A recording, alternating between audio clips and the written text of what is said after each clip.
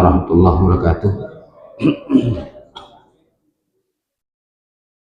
Innal hamdalillah nahmaduhu wa nasta'inuhu wa nastaghfiruh wa na'udzu billahi min shururi anfusina wa min sayyiati a'malina. Man yahdihillahu fala mudilla lahu wa man yudlil fala hadiyalah. Asyhadu an la ilaha illallah wahdahu la syarika lahu wa asyhadu anna Muhammadan 'abduhu wa rasuluh. Sallallahu wa sallam wa baraka alihi wa ala alihi wa sahabatihi wa man tabi'ahum bi ihsanin ila yaumil qiyamah. Ya ayyuhalladzina amanu taqullaha haqqa tuqatih wa la tamutunna illa wa antum muslimun. Ma'asyiral muslimin wal muslimat, para ikhwan dan para akhwat rahimani rahimakumullah. Alhamdulillah, kita bersyukur pada Allah Subhanahu wa taala pada malam hari ini kita kembali dapat melanjutkan kajian kita, melanjutkan pelajaran kita dari kitab Al-Wajiz fi Fiqh Sunnah wal Kitab Al-Aziz. Setelah beberapa pekan kita tidak kajian membahas kitab fikih ini, alhamdulillah pada kesempatan malam hari ini Allah Subhanahu wa taala memberikan kemudahan kepada kita semua untuk duduk bersama di masjid yang kita cintai ini, Masjid Ma'mur Halimah, dan tentunya rangka kita sama-sama belajar, yang mana pembahasan kita ini masih seputar ya Kitabul Buyu, ya, kitab atau bab tentang jual beli. Karena Allah Subhanahu wa taala melalui Rasulullah SAW ini menjelaskan ya tentang jual beli ini juga dengan rinci, ya, karena memang jual beli ini adalah kegiatan yang dilakukan oleh manusia, bahkan salah satu bentuk muamalah, salah satu bentuk interaksi ya antara manusia dengan manusia, yaitu interaksi dalam hal harta, ya, salah satunya adalah dengan jual beli. Semoga Allah Subhanahu wa taala memberikan kepada kita ilmu yang bermanfaat, memberikan kemudahan kepada kita untuk memahami apa yang akan kita pelajari pada kesempatan hari ini. Dan semoga Allah Subhanahu wa taala senantiasa memberikan bimbingannya kepada kita semua. Pembahasan kita pada kesempatan malam hari ini melanjutkan masih berkaitan dengan jual beli yang dilarang.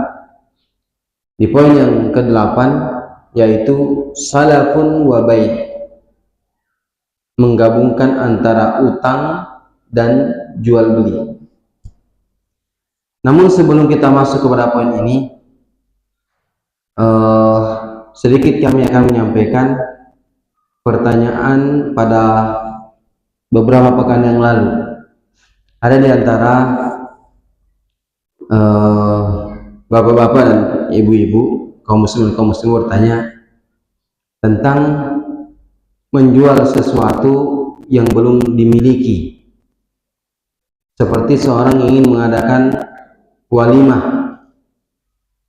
dia datang kepada catering, saya mau mengadakan walimah dengan mengundang tamu sekitar 1000 orang, ya, minta untuk dibuatkan makanan untuk tamu tersebut pada hari sekian dan tanggal sekian. Di sini ketika terjadi transaksi, si pemilik catering belum punya barang, sebab kalau dia buat barang dulu bakal basi, kan belum tentu ada yang beli. Maka di sini kaum muslimin atau muslimat Allah, ada satu akad dalam agama kita yang namanya istisna, dari kata sona, istisna, minta dibuatkan, ya, istisna, ya, si pembuat disebut dengan soni, ya. Nah, istisna ini disyaratkan adanya pengolahan terlebih dahulu. Ya, kan? Kemudian dia tidak disyaratkan harus ada barang. Harus ada barang, tidak disyaratkan demikian untuk istisna ini. Dan juga bayarnya boleh di depan, boleh di belakang, boleh dibayar tidak tunai. Ya, ini akad istisna. Dan ini disyaratkan ada si tempat kita pesan tersebut dia punya produksi, maksudnya dia punya unit produksi. Dan istisna ini tentu tidak berlaku pada semua kondisi. Misalkan, wah ini kalau begitu saya mau biar beli rumah, dia datang ke bank dengan akad istisna, buatkan saya rumah dengan ini sekian, nggak bisa. Ya, jadi tidak semua bisa diberlakukan. Ya, jadi bisa menggunakan akad istisna ini seperti tadi, misalkan seorang memesan kue, datang kepada tukang kue, belum ada kuenya, tolong buatkan kue saya sekian, ya, untuk besok dibuatin. Bayarnya boleh dibayar pada saat tersebut, boleh dibayar setelah kuenya jadi. Ya, ini masuk dalam kategori istisna. Ya, ini dibolehkan dalam syariat. Ini dibolehkan dalam syariat. Ya, namanya akad istisna. Ya, pakai shad. Ya, istisna. Ini dibolehkan di dalam syariat, dan ini tidak disyaratkan harus tunai, tidak disyaratkan harus ada barang. Ya, karena dia butuh untuk, syaratnya dia untuk diolah, bisa diolah terlebih dahulu. Ya. Berbeda misalkan kalau barangnya sudah jelas. Misalkan seorang dia mau beli mobil, dia datang ke sebuah showroom, dia ingin mobil ini, ternyata mobilnya belum ada, ya, di toko itu belum ada mobilnya, lalu dia bayar DP. Ini nggak boleh. Ini namanya utang dengan utang. Ya, utang dengan utang, al-kali bil kali, sepakat para ulama ini haram. Ya. Tapi kalau misalkan dia ingin mobil, ya, nanti ada namanya akad salam. Akad salam. Tapi akad salam ini dia harus tunai, barang belakangan. Misal saya datang kepada si A, saya bilang, wahai A, saya ingin beli kurma sukari, ya, 1 ton. Ya, harus jelas takarannya, beratnya sekian. Ya, disebutkan kurmanya kurma sukari, beratnya sekian, saya ingin beli 1 ton untuk Ramadan 2 bulan yang akan datang. Ya, kemudian terjadi akad, tapi syarat harus bayar tunai, tidak boleh bayar setengah dulu, sisanya ketika barang datang baru setengah. Ini nggak boleh. Ini utang dengan utang sama tadi, tapi dia harus bayar tunai, kemudian nanti barang datang 2 bulan yang akan datang, tanpa ditentukan saya beli tokonya toko ini. Jangan, tidak boleh menentukan tokonya. Pokoknya saya ingin kurma sukari 1 ton untuk 2 bulan yang akan datang. Ya, terjadi akad, saya bayar sekian. Ini boleh? Boleh. Ya, boleh. Ya, ini namanya akad salam. Akad salam. Ini dibolehkan. Nanti insya Allah ada pembahasan khusus. Ya, beda antara istisna dengan salam. Ya, beda. Kalau salam harus cash, harus tunai. Nah gitu. Tapi kalau istisna, ya karena dia butuh pengolahan dulu, maka di sana boleh dia tapi dengan syarat istisna itu harus jelas harganya. Undangan untuk 1.000 orang, berapa harga? Ya, berapa harganya harus jelas.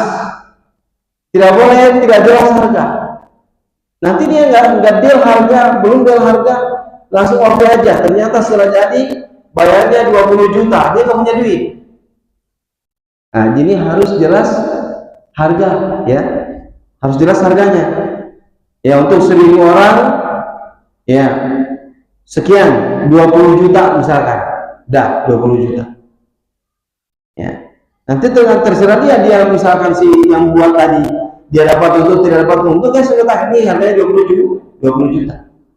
Ya, dan harus jelas di situ ya, jelas harganya. Nah ini istisna. Nah ini alhamdulillah ada jalannya ya, namanya istisna, ini dibolehkan di dalam syariat. Ya, baik. Itu mungkin untuk menjawab pertanyaan yang beberapa pekan yang lalu. Ya, karena saya agak khawatir juga ini gimana nih, nanti nggak ada yang jadi walimah nanti kalau kayak gini. Ya, jadi saya kayak ini, makanya saya ini kan jelaskan lagi setelah mendengarkan membaca beberapa tulisan dan juga mendengarkan beberapa pengajian oleh beberapa guru kita, salah satunya Ustaz Amin Nurbait Hafizullah Ta'ala.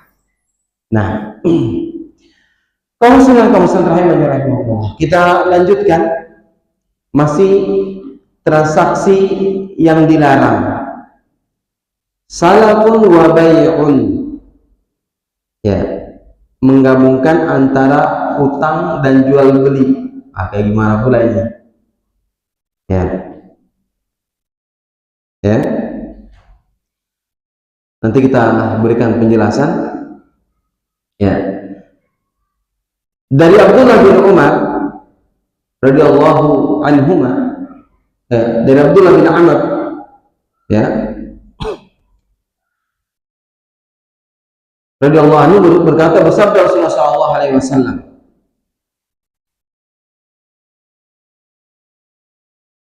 la yahillu salafun wa bai'un, tidak halal menggabungkan antara salaf dan jual beli. Salaf itu adalah utang. Tidak halal menggabungkan antara hutang dan jual beli. Di sini berkata Al-Khattabi, makna salaf, makna dari salaf adalah al-qardu, yaitu hutang.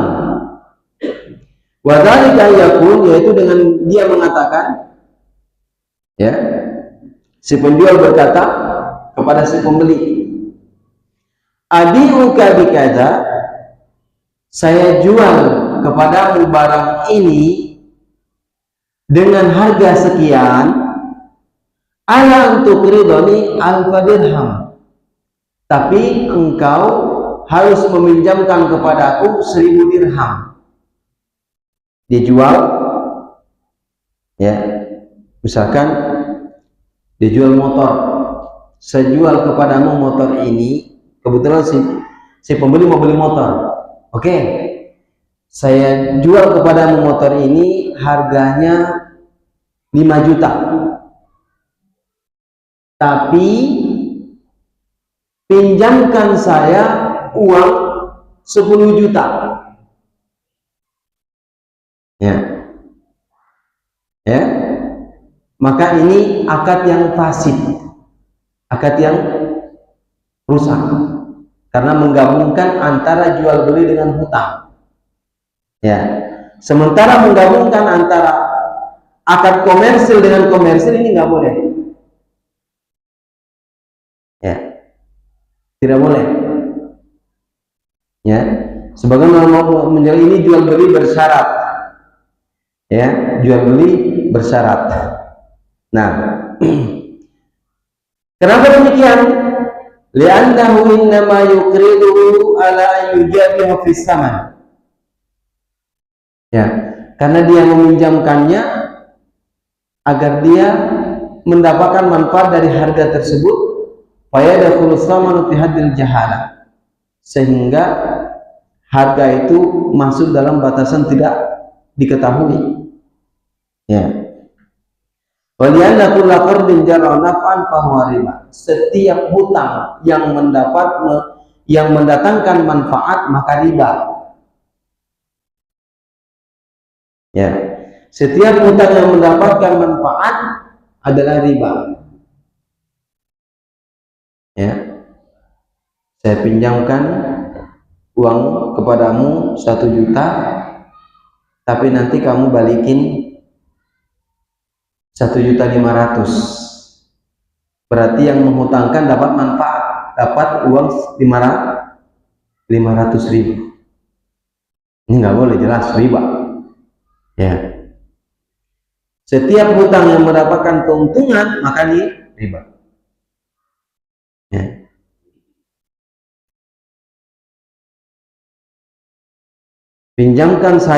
Saya pinjamkan engkau uang, tapi saya sewa tanahmu sampai kamu melunasi hutangmu.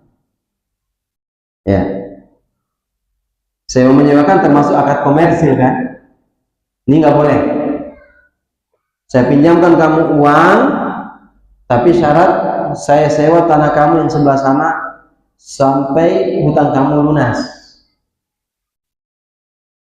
Ini nggak boleh. Ya. Masuk dalam menggabungkan antara hutang dengan jual beli. Ya. Kaum muslimin dan kaum muslimat rahimani rahimakumullah. Ini makna 2 akad dalam 1 akad. 1 akad jual beli, 1 akad hutang. Ya.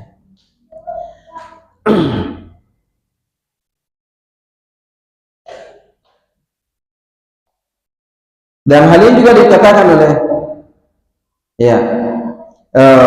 dalam hadis Rasulullah SAW, la syartani fi bai'in, tidak boleh ada 2 syarat di dalam jual beli.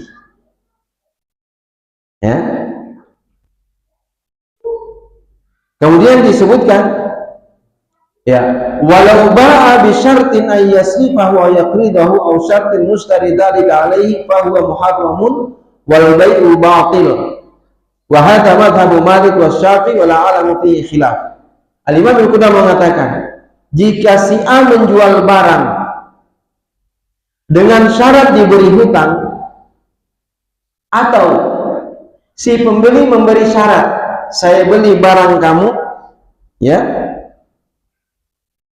dengan syarat kamu memberikan kepada aku pinjaman, ya, maka ini kata Imam Ibnu Qudamah, fahuwa muharramun, maka ini diharamkan. Wal bai'u batil, dan jual belinya batal. Wa hadza madhhabu Malik wa Syafi'i, dan ini madhabnya Imam Malik dan Imam Syafi'i. Wa la a'lamu fihi khilaf, dan saya tidak mengetahui ada perbedaan pendapat di antara para ulama. Ya. Nah, ya, si A menjual barang, kemudian dengan syarat dia diberi hutang, atau si pembeli mau membeli barang tersebut tapi dengan syarat dia diberikan hutang. Ya. Ini membeli kemudian ada syaratnya harus diberi hutang. Ini dilarang. Ya. Adalah transaksi yang dilarang. Ya. Kaum muslimin dan kaum muslimat rahimani rahimakumullah. Ya. Jadi sama juga misalkan, ya, saya mau membeli barang Anda, atau saya misalkan ada seorang mengatakan, saya sewakan rumah ini kepada kamu, tapi dengan selama 1 tahun, nanti di akhir tahun, ya, Ya, di akhir masa sewa kamu harus beli rumah ini. Kamu harus beli rumah ini. Ya, si A menyewakan rukonya kepada si B. Sewa ini kan muamalah, transaksi, ya, komersil. Ya. Kemudian si pemilik ruko tadi yang si A mengatakan kepada si B, wahai B, saya kontrakan rumah ruko ini, silahkan, karena si B nya mau kontrak, boleh kamu kontrak, tapi nanti di akhir tahun, misalkan di bulan Desember 2026, rumah ini kamu harus beli. Rumah ini kamu harus beli. Ya, ini satu jual beli, satu sewa. Dua-duanya akad komersil, sewa menyewa. Ini nggak boleh. Ya, tidak diperbolehkan. Ya. Tapi kalau misalkan jual beli digabungkan dengan akad sosial. Akad sosial. Misalkan gadai. Ya. Ya. Misal seperti yang dilakukan Nabi sallallahu alaihi wasallam. Ya. Atau domana, jaminan. Nabi SAW pernah ya membeli makanan. Dia beli makanan kepada seorang Yahudi. Ya. Dia beli makanan kepada seorang Yahudi, tapi beliau bayarnya ditunda. Berarti beliau apa? Berhutang. Ya. Namun beliau gadaikan baju besinya kepada si Yahudi. Ya. Dia gadaikan baju besinya kepada si Yahudi tadi. Ya. Ini satu jual beli, ya kan? Satu jaminan atau gadai. Ya, ini Nabi contohkan. Ini boleh. Kenapa kaum muslimin? Karena ini termasuk akad tausiqat. Ya, akad tausiqat. Ya, akad yang katanya kepercayaan. Ya. Itu boleh. Yang seperti ini diperbolehkan. Ya. Kalau misalkan antum beli handphone di satu toko, antum beli handphone A di satu toko, tapi antum bayarnya kredit, barangnya sudah ada, barangnya ada di toko tersebut, ya. Antum datang ke toko A, beli HP merek B, kayak gitulah. Ya. Si pembeli dia tidak mengambil HP tersebut, dia belum ambil. Tapi dia sudah terjadi akad, cuma kredit. Lalu si pembeli tadi mengatakan, barang ini saya jaminkan dulu di sini, toko ini saya tidak akan mengambilnya, ya, sampai saya lunasi. Boleh seperti ini? Boleh. Barang itu dianggap sebagai jaminan atau gadaian. Ya, gadaikan di situ sebagai jaminan. Nanti kalau sudah lunas baru saya ambil. Boleh seperti ini? Boleh. Ya, ini diperbolehkan. Kaum muslimin dan kaum muslimat rahimanirahimahumullah. Jadi menggabungkan antara hutang dengan jual beli ini tidak diperbolehkan. Ya, kenapa?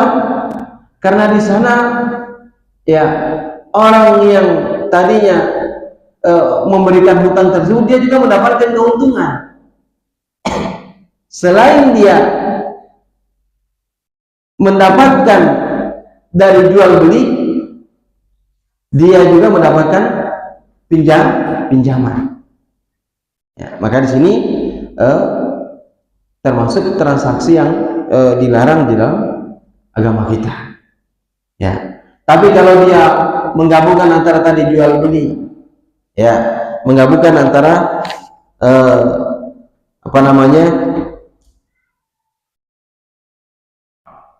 menggabungkan antara jual beli dengan tadi seperti menggadaikan, ya, digadaikan barangnya begitu, ada barang jaminannya seperti apa oleh Nabi SAW, makanan dengan apa tadi baju besinya, maka ini dibolehkan.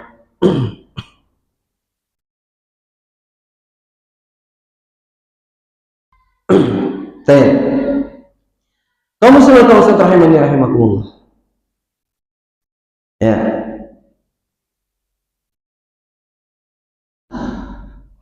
Kemudian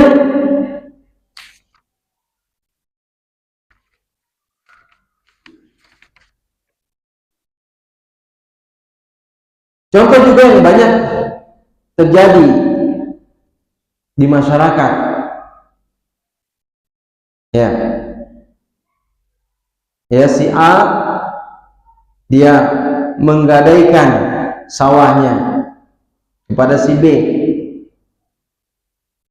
ya, berarti kalau dia menggadaikan berarti si A hutang kepada si B kan, ya, dengan cara dia gadaikan sawahnya, ya. Boleh enggak si B ini memanfaatkan sawah tersebut, dia mengambil keuntungan dari sawah tersebut dengan dia olah, kemudian dia dapat keuntungan? Boleh enggak? Tidak boleh, ya.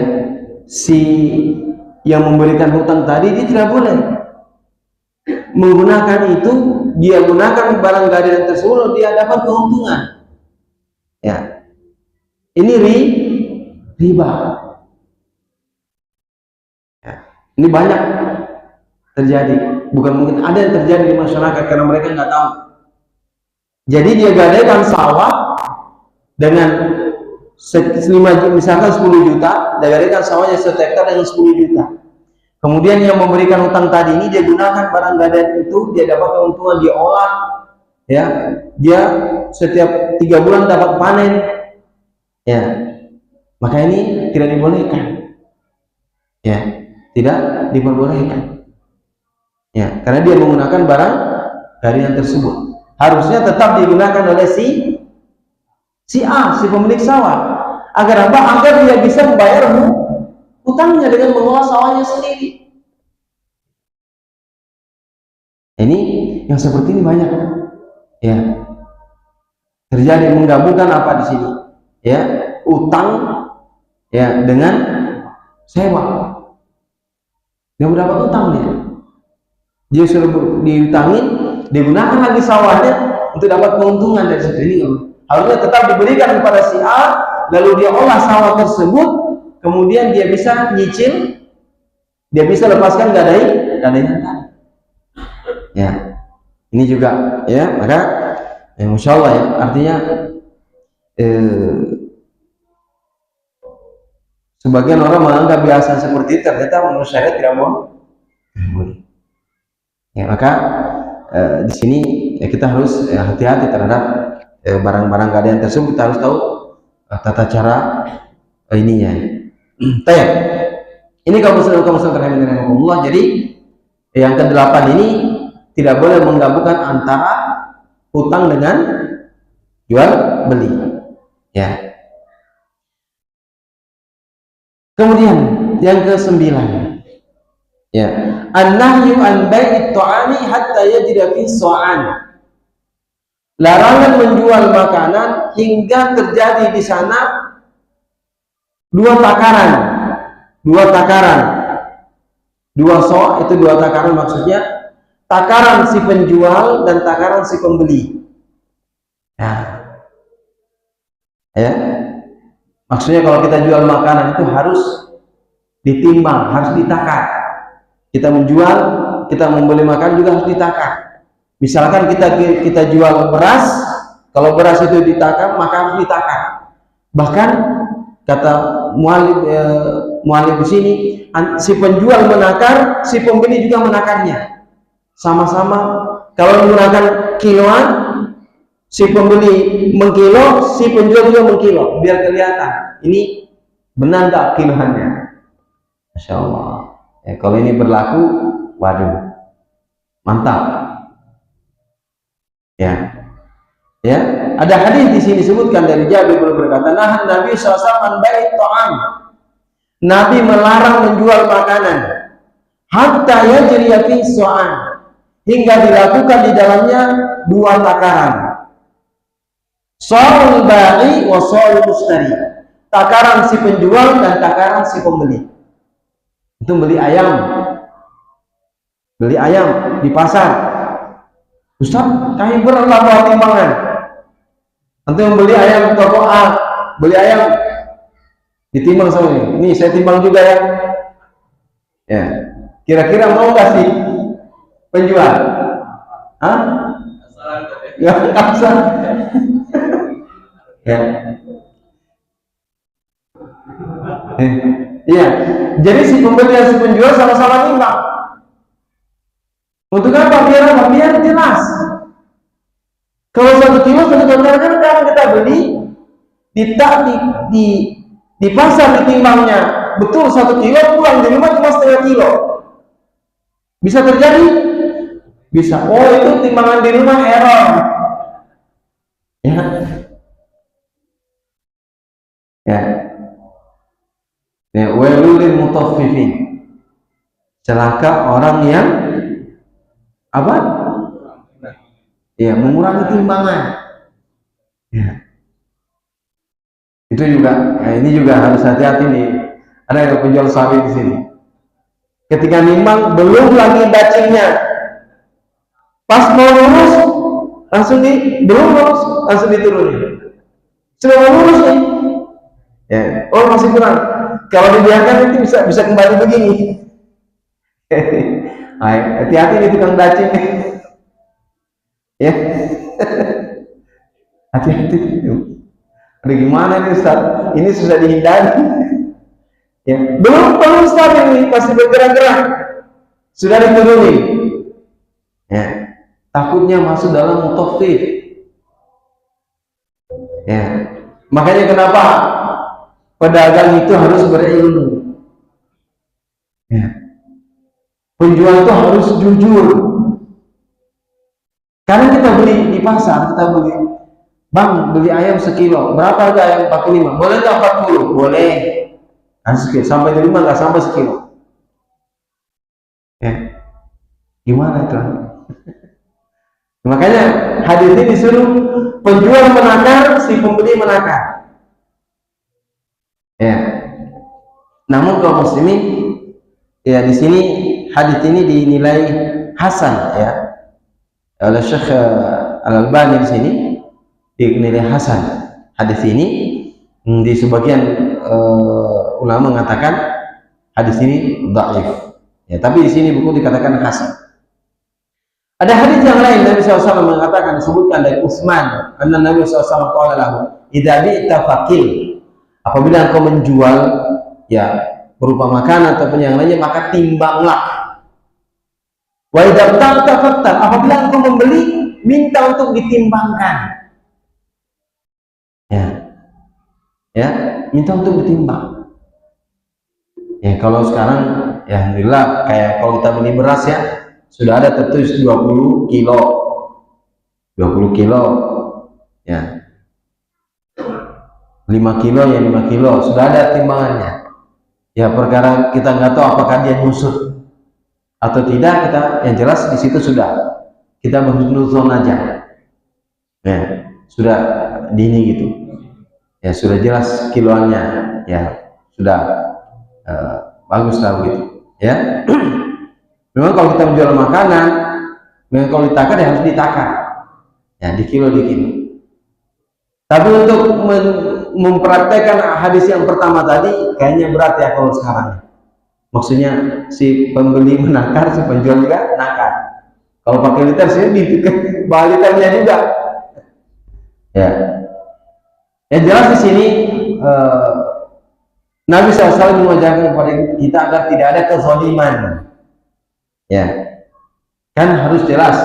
Bisa manil maklum dengan harga yang jelas, wa kailin maklum dengan takaran yang jelas. agar tidak masuk dalam firman Allah Subhanahu wa taala, wailul lil mutaffifin alladzina yattaquna 'alan nasi yastawfun. Kalau dia minta dikilokan oleh manusia, dia minta ditepatkan kiloannya, ya, tapi kalau dia yang mengilo, dia kurangi kiloannya.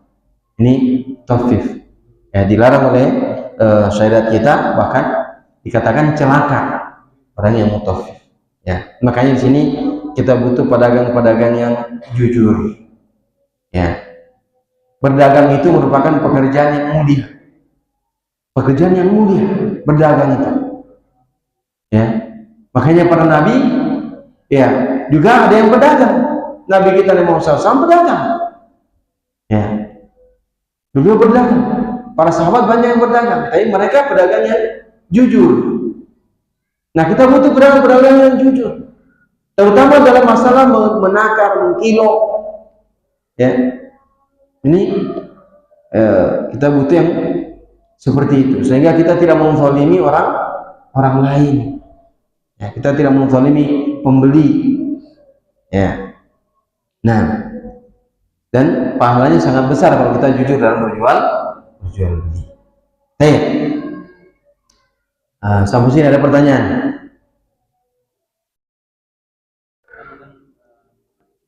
Ya.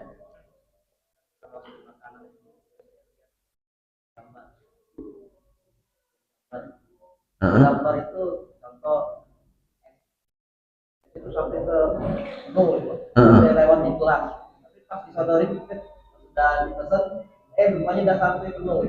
Termasuk orang timbangan jualin.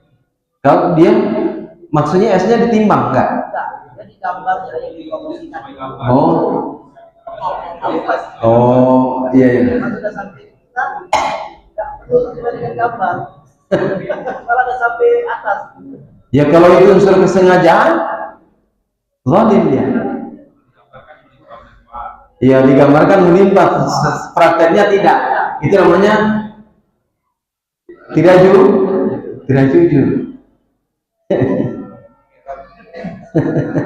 Nah, soal itu kan digadai motor, ya. kan motor kan digadai, tapi ditinggal tetap digadai. Tidak dikemasnya motor. Kenapa dia dipakai tetap bisa? Tapi soalan, Ya, tidak boleh kita mengambil manfaat dari barang gadaian. Tapi kalau misalkan itu boleh kita panasin.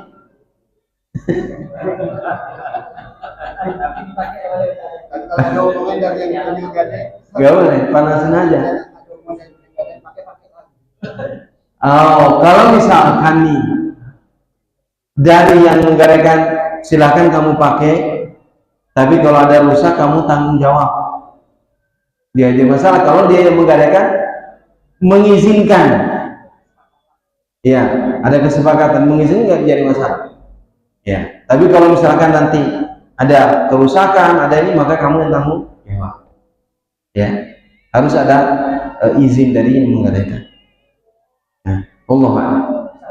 Kalau menggadaikan ada yang penyimpanan, ada ngambil bunga. Ada dialog penyimpanan. Seperti kalau jurong ya, atau kalau emas itu dia mengaah. Tidak mengganggu. Misalnya ada buku hari, ada biaya tanahnya, tapi kan buku hari itu kan katanya juga membayar biaya munahnya itu. Saya dengar ada orang yang apa itu kan, juga nggak tahu apa ini gitu maksudnya. Dia sekarang menggadaikan, dia menerima gadaian begitu. Terus kemudian perlu penjagaan, iya, dia perlu penjagaan barang yang digadainya. Maka itu kan membiaya dan biaya banyak. Harusnya itu tanggung jawab si penggadai yang si lembaga tersebut. Kan dia kasih orang kesempatan untuk menggadaikan. Harusnya tanggung jawab dia nggak boleh mengambil keuntungan dari situ. Itu kan keuntungan. Iya. Masih keuntungannya. Jadi sama dengan tadi memakai manfaatnya susah ya. Iya. Allah a'lam. Ya. Saya punya sawah, kemudian saya berjuang. Kenapa, Pak? Saya punya sawah 1 hektar. Iya. Kan saya butuhkan uang, kemudian minta orang lain untuk menyewa sawah saya selama setahun. Sawah itu selama setahun itu boleh digunakan oleh yang menyewa. Kalau Bapak sewakan. Nih, saya sewakan sawah saya selama setahun, ya kan? Ya, saya sewakan, silakan. Kalau dia sewakan berarti boleh dia manfaatkan, kan saya sewa. Sama dengan rumah saya sewa, saya tempati. Boleh nggak? Ya boleh kan? Demikian pula tadi sawah itu, kan dia sewa, bukan gadai kan?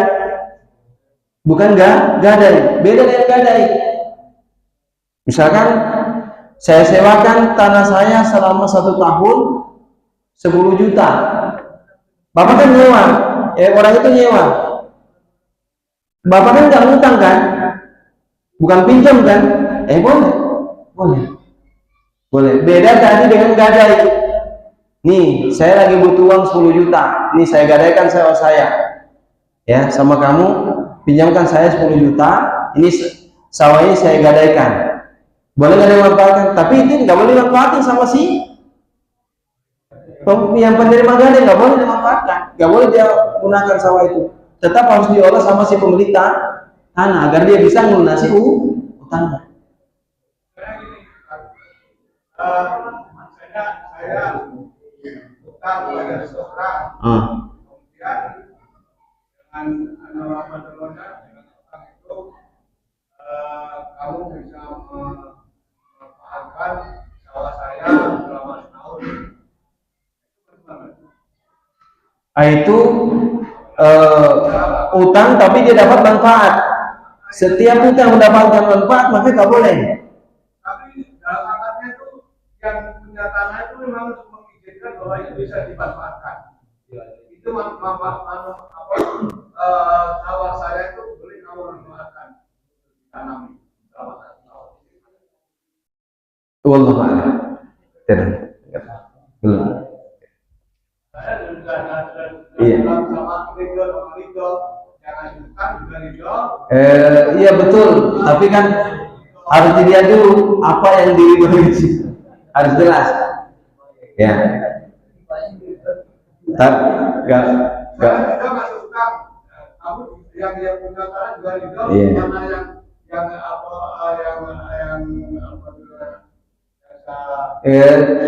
kalau melihat sekilas pertanyaan Bapak itu, jadi Bapak pinjam uang kepada si A, kemudian bilang kepada si A, ini silakan kamu olah tanah saya, ya kan? Silakan kamu olah tanah saya ini selama 1 tahun. Itu syarat. Tapi bukan syarat, Bapak nggak kasih syarat. Dia nggak kasih syarat. Dia nggak kasih syarat yang Iya Pak. Nanti saya cari jawaban dulu Pak. Saya lagi. Wallahu a'lam.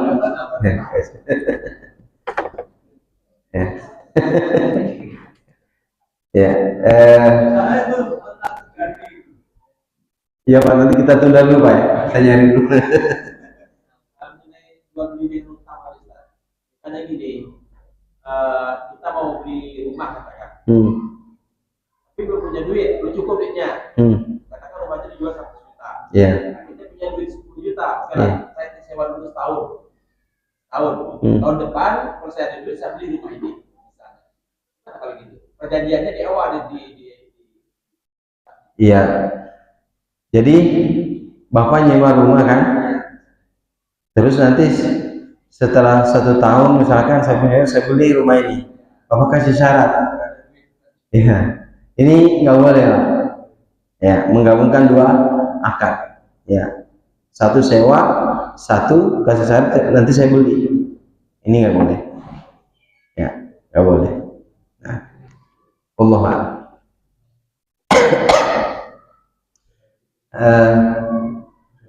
Nah kira cukup ya. Subhanakallah bihamdik, atau sebelumnya cari penjelasan lebih rinci lagi beberapa dari ustadz kita, ya